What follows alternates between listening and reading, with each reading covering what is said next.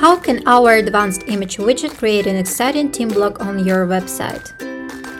First, add a row and divide it into 3 columns. In the list of widgets, select the advanced image widget.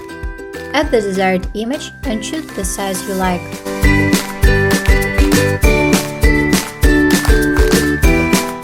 Next, select the hover tab and turn on the caption. Then, specify the necessary information, for example, name, post, social links. Set the text font and attach the social link if necessary.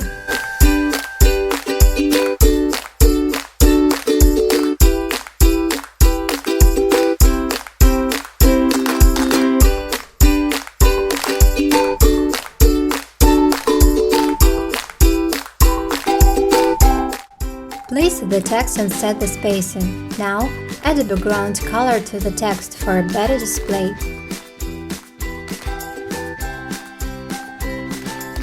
Remember to add spacing between the photos.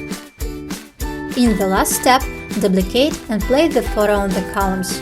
Replace the image and caption, and your blog is ready.